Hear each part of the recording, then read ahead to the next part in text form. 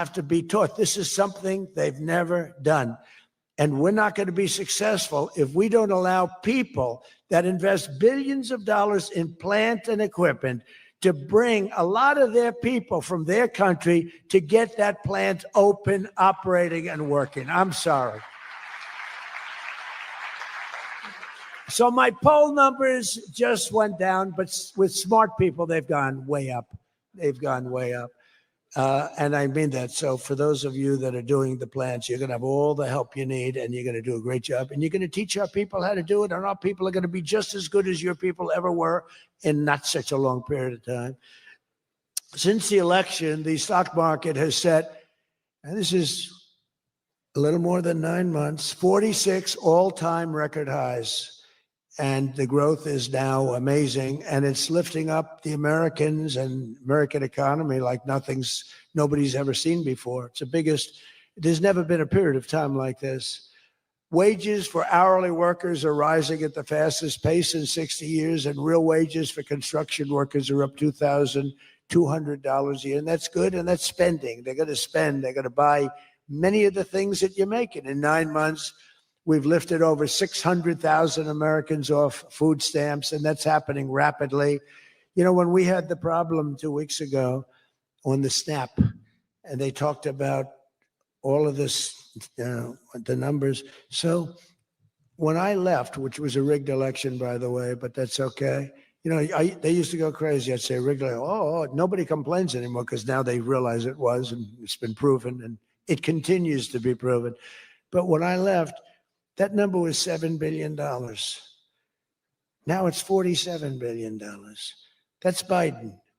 So if you think about it, if Kamala, who's the same basic thing, grossly incompetent, he was incompetent, they're all incompetent because their policies are incompetent. Open borders, men playing in women's sports, transgender for everybody. I mean, they got the worst policy. I don't talk about it too much because if I talk about it, they might change.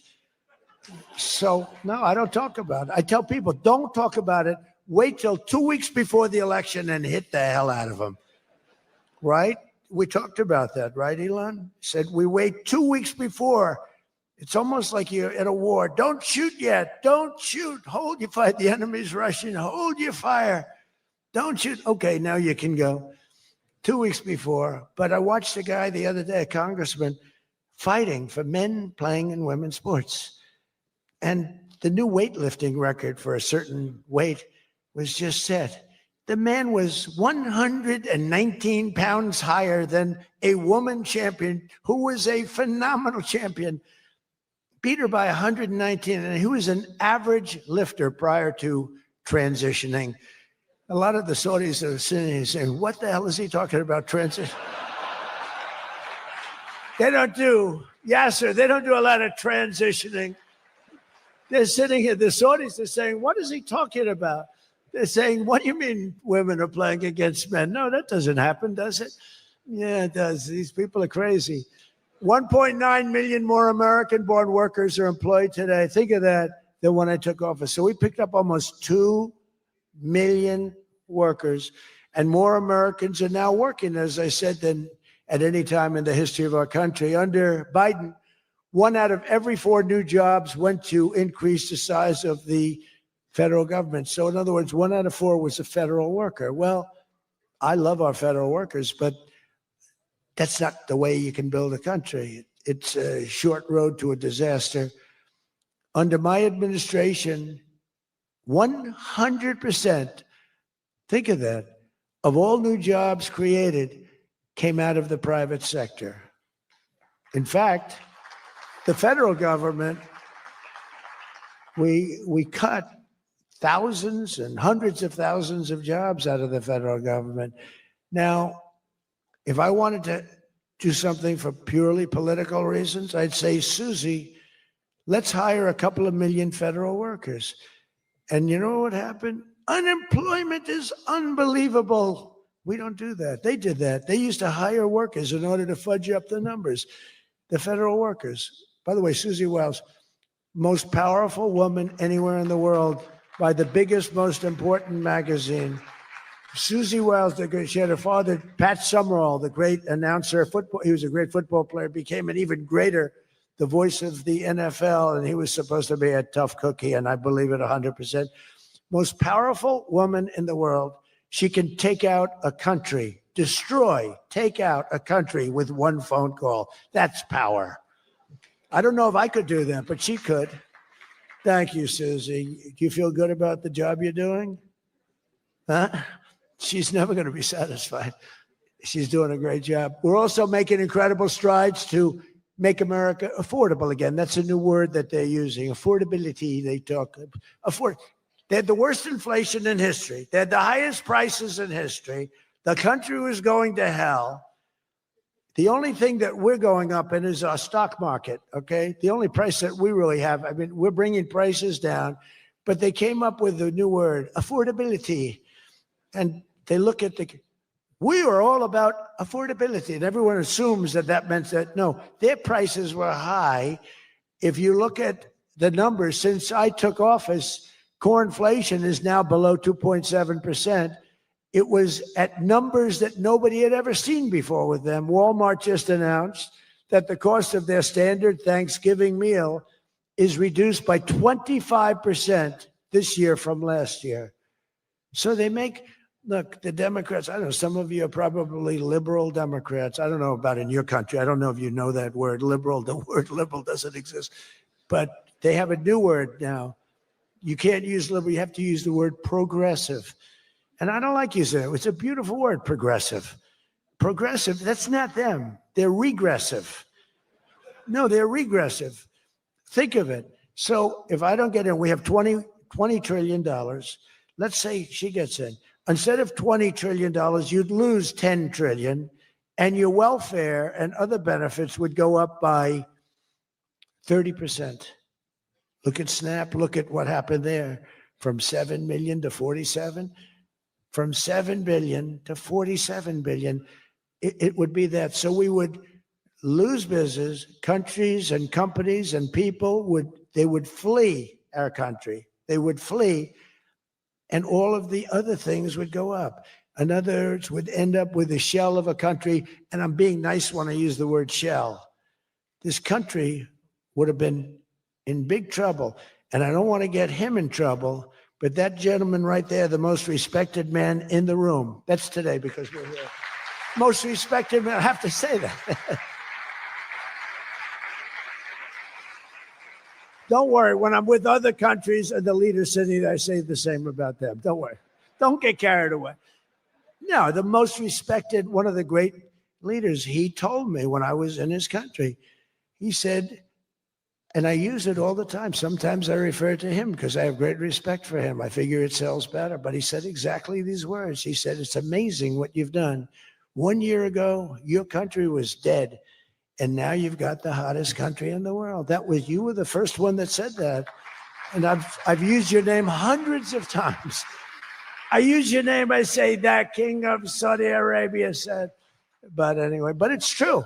We were a country that was in really bad trouble. We were a country that would have been dead, I believe, within a year or 2 years after the election. We were headed in a very bad direction. And now we're headed in the best direction, I think, that we've ever been headed. According to the USDA, Turkey is down, think of that, 33%. And I'm not talking about the country of Turkey. He's doing fine. Erdogan is doing good. Just want to, I don't want him calling me. I'm not down 33%. He's a friend of ours. We got to take care of our friends. Since March, egg prices are down 86%. Think 86%. Many other prices are down in a similar number. When I first came into office, my first 3 days, I had a news conference, and they started screaming at me. Those people, that's a lot of people back there. Look at all the fake news. They started screaming at me, eggs, eggs. I didn't know anything about it. I said, what's going on with eggs? They're up quadruple. I said, I've only been here for 3 days. And we'll work on it. And we got them down very substantially. They said, don't buy eggs for Easter. At the White House, we have an Easter egg hunt. We buy thousands of eggs. People come from all over, thousands. They asked me, sir, would it be possible this year to buy plastic eggs? I said, I'm not buying plastic eggs. The kids are going to pick up an egg. They're going to, what the hell kind of an egg is this? And we bought maximum number of regular eggs, and we got the prices. Brooke Rollins did a great job, Department of Agriculture. She did a fantastic job. And eggs are way down now. Mortgage rates are down despite the Fed. I mean, Scott, you got to work on this guy. He's got some real mental problems. No, he's something wrong with him. It's just sweet. I'd be honest. I'd love to fire his ass. He should be fired. Guy's grossly incompetent. And he should be sued for spending $4 billion to build a little building. I'm building a ballroom that's going to cost a tiny fraction of that, and it's bigger than the whole thing put together. You got to work on him, Scott. The only thing Scott's blowing it on is the Fed. Because the Fed, the rates are too high, Scott. And if you don't get it fixed fast, I'm going to fire your ass, okay? I can't tell you, Scott, sir, don't fire him. Sir, please don't fire him. He's got 3 months to go. Don't fire him. I want to get him out, Scott. Please. He's the voice of reason. You're very lucky you have him, I'll tell you that. Done a good job. I think Howard's a little bit more for firing him. Right, Howard? I think Howard would say, get him the hell out of there. Anyway, well, congressional Democrats wanted the largest tax hike in history. They wanted to raise your taxes by 42%, 44%. I proudly gave you the largest tax cuts in American history. Don't forget, the great big beautiful bill doesn't kick in until January 1st. So all these numbers that you're reading about, all these great numbers, that's without the tax cuts. The tax cuts take effect on January 1st, and that's no tax on tips, no tax on overtime, and no tax on Social Security for our great seniors. Even people that go buy a car, they've never had this. You know, middle-income people don't know what the word deduction is. They don't know. This room, they live on deductions. Me too. How much of a deduction do I get? We all live on it. Middle-income people, they don't know about that. They don't really have deductions. We're giving them a deduction on the interest if they buy a nice Tesla car and they borrow the money. You're so lucky I'm with you, Elon. I'll tell you, has he ever thanked me properly? Although I do let him buy other than electric cars, but these are minor details. You know, we had a mandate, which even Elon thought was ridiculous, that everybody has to have an electric car by 2030. And once, fortunately, he said, that's a ridiculous thing. So I keep quoting, but I'm giving them a deduction. Now, Elon would like to have it differently. A deduction only if you buy a Tesla, right? But we'll let it be for everybody. But think of it. You get a deduction on the loan, on your interest payment. I think that's going to be an unbelievable boon to car sales. I think it's one of the biggest things, and we'll see, but I think it's going to be. And the biggest thing I've done for business and jobs is deductibility, where all of that money that you're spending, 100%, think of it, expensing for all new equipment purchase, factory construction, including structure. Every single thing you're allowed to deduct expensing 1 year. And that's what made our first tax bill, in my opinion, more than anything else, bringing your money back in. We have that, we have everything. Trillions of dollars, hundreds of billions, but trillions of dollars. Apple alone, Tim Cook brought in hundreds of billions of dollars. You couldn't do it under the old tax code. You'd have to pay so much tax, and just the bureaucracy of it. We made it very simple. We charged a fair rate, and we took in billions. Well, we have that. But the expensing, to me, was the thing that made it so successful. And the other thing is all of those tax cuts that we got, that was the largest tax cut in history. On top of adding to those cuts, we extended the original tax cuts. If we didn't extend, you would have had about a 58% tax increase from that point. And we were able to get that extended. So I want to thank the Speaker of the House, and I want to thank John Thune. And a lot of people thought that bill, because we put everything into that one, we took 4 years worth of things and we put them into the great big beautiful bill. and we got it passed. It was close, like about a quarter of a vote. It was on fumes. We thought for a couple of moments we were not going to be able to get it. Then we would have had to have it in 9 or 12 or 14 different bills. And I don't think we would have gotten many of them approved. We would have gotten some easily approved, but some we would have gotten no votes on. By putting it all together, we got everything. And it was a great job. And I think someday it's going to be appreciated. But among other things, it's the biggest tax cut in history for people and for businesses. So just enjoy it and think of me every once in a while when you're hiring new people and making a lot of money. You just think about us. But I'm cutting a record number of job-killing regulations. That's the other thing. And I've already slashed more than $1 trillion worth of regulations this year. My last term, I gave the largest regulation cut in history, and now we're doing it again. In fact, for every new regulation, they're mandated to cut 10. And so far, it's for every new regulation, they've cut 30. So they have the idea. And very importantly, we stopped Joe Biden's radical crusade to kill oil and natural gas. Somehow, I don't think Saudi Arabia would have liked me too much if we decided to kill oil and natural gas. There's nothing like it. It works. Windmills don't work. Other things, I don't want to get into it too much, but they don't work. What does work is natural gas, oil, nuclear, and other things. But the windmills are a disaster. I am the biggest negative person on windmills. They ruin your locations. They ruin. When I look at some of these countrysides that are littered with windmills, and every time it goes around, you lose money. The country loses money. It's a disaster. And I just hope that some of these countries that are losing their ass, we have countries that are going bankrupt because they're putting windmills all over the place. You're supposed to make money with energy, not lose money with energy. And we talk about oil and we talk even clean, beautiful coal. I said, you're not allowed to mention the word coal unless you precede it by saying clean, beautiful. So I have my people in the office, they're talking about coal, right? And they go, sir, a clean, beautiful coal is doing very well, sir. And then 2 minutes later, clean, beautiful coal. Then he mentions the third time, sir, coal. No, it's clean and beautiful because it needs a public relations help. Coal needs a little help public relations wise. So we refer to it as clean, beautiful coal. And it does have its place, that I can tell you. But we're streamlining permitting for all new energy projects, all new mining projects. And what used to take 28 days is now down to very little. But we had times when, not 28 days, we had times when things would take 14, 15, 16, and even 20 years to get approved. We have a maximum day, 28 days. That's the maximum it'll take.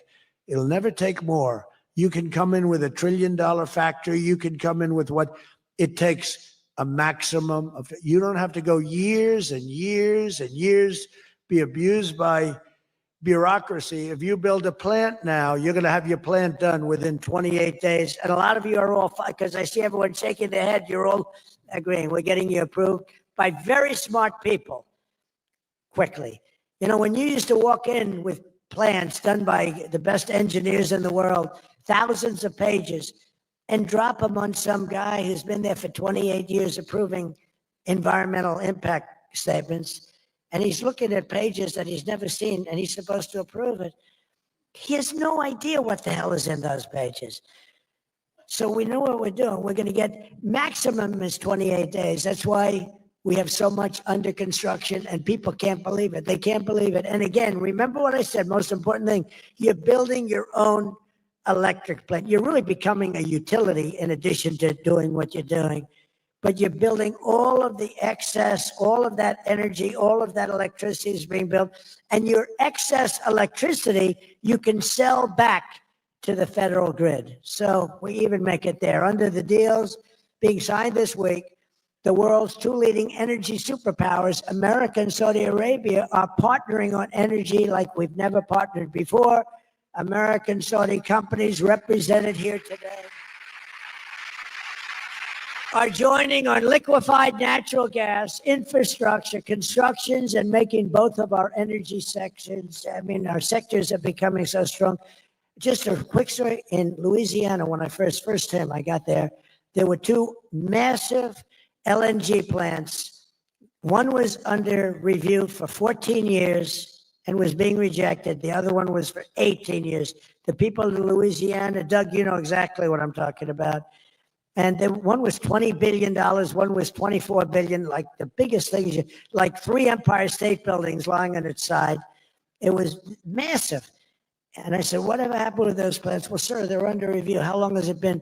14 years and 17 years. And they had given up. Massive investments were being made by other countries and the richest people. They couldn't get them approved. I got myself involved. Right, Doug? The first one, I got approved in 1 day. The second one, I got a little cocky. I took my time. It took me 1 week. And they're both operating today, and they're tremendously successful. I got one, think of it. After 14 years, I was in office. I got involved. I got it done in 1 day. And it's been a tremendous success and made a lot of money for our country and for a lot of other people. And the other one took 1 week to get done. That one was under review, I think, for 14 or 15 years, both of them.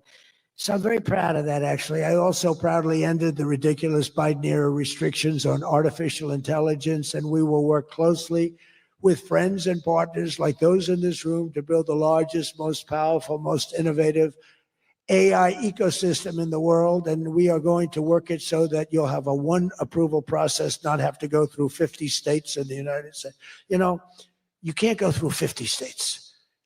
You have to get one approval. 50 states is a disaster because you have one woke state and you have to do all woke. You'll be back into the woke business. We don't have woke anymore in this country. It's virtually illegal. But you'll have a couple of wokesters, and we don't want to do that. We want to get the AI done, and I'm working with David. David's done a fantastic job. If he's here, I think he is. He is. Thank you. David's done a fantastic job. But we want one approval, one, and hopefully you have the right guy in the federal government. Hopefully you have the right president, but you have one approval, one approving body, not 50, not, you know, hundreds of people all over the country looking at what you're doing. And basically you're forced to take the worst and the most onerous, right, Jensen? Are you happy with that, Jensen? Thank you. If Jensen's happy, I'm happy. But what's very important, we have to do that. And we have a couple of very good, very well-meaning senators that think every state should have a right to approve. We're not going to do that because that will not allow you to do what we have to do. And we'll get that straightened out. Together, the United States and Saudi Arabia are unleashing really the most incredible new prosperity together. And we're also making history and forging peace. And I've settled 8 raging conflicts, 8 wars. I've settled 8 wars. I have 1 to go. You know what that one is. I thought that was going to be my easy one because I have a good relationship with President Putin, but I'm a little disappointed in President Putin right now. He knows that. I thought that was going to be the easy one. I settled 1 war, 36 years. I got it done in 1 day. I had another one, 32 years, millions of people killed. Even Congo and the Rwanda, they had 10 million people killed. It was out of control. I got that settled. I have a man's father who happens to be in this room doing a great job, right? Got that settled. I settled 8 wars. And I'll tell you, His Majesty would like me to do something very powerful having to do with Sudan. It was not on my my charts to be involved in that. I thought it was just something that was crazy and out of control. But I just see how important that is to you and to a lot of your friends in the room. Sudan, and we're going to start working in Sudan. I didn't think that that was one that was going to be so easy to do. We're going to start working. Mohammed said, yeah, thank you. Thank you to you. No, it wasn't on my charts because I'm good at settling disputes, and I've always been. I've done very well with that over the years, even before this. But I was talking about the different wars, and it's, look, India, Pakistan, they were going to go at it, nuclear weapons. I said, that's okay, you can go at it, but I'm putting a 350% tariff on each country. No more trade with the United States. No, you can't do that. I said, I'm going to do it. Come back to me and I'll take it down. But I'm not going to have you guys shooting nuclear weapons at each other, killing millions of people, and having the nuclear dust floating over Los Angeles. I'm not going to do it. They said, we don't like that. I said, I don't care if you like it or not. So I was all set. I told Scott, 350% tariff to settle that war. If you don't, we'll make a nice trade deal. They were in the midst of the deal. Now, no other president would have done that. Another guy would have, like Joe Biden, doesn't even know what countries we're talking about. He wouldn't have any idea. There'd be no tariffs, no nothing. Just the whole world would go to hell. But no, I used tariffs to settle all these wars. Not all of them. 5 of the 8 were settled because of the economy, because of trade, because of tariffs. So I did this. But, and then I'll tell you what, the Prime Minister of Pakistan called me. Thank you very much. He actually said, I saved millions, and he said it in front of Susie. He said, President Trump saved millions and millions of lives. He doesn't even know that, but he saved millions of lives, and he talks about it. And I got a call from Prime Minister Modi saying, we're done. I said, you're done with what? We're not going to go to war. I said, thank you very much. Let's make a deal. But I saved a lot of people, millions of people, on many other wars. Azerbaijan, you know what was happening there? I settled that. That was going on for many, many years. Actually, Putin called me. He said, I can't believe you got that one settled. We've been trying to settle that one for a long time. I said, don't worry about that. Just let me settle your frickin' war. Okay? You don't have to help me. I don't need any help. I need help with your war. And it'll get done. But working with the Crown Prince was amazing, because he mentioned Sudan yesterday. And he said, sir, you're talking about a lot of wars, but there's a place on earth called Sudan. And it's horrible what's happening. And I viewed it as being just sort of a free land.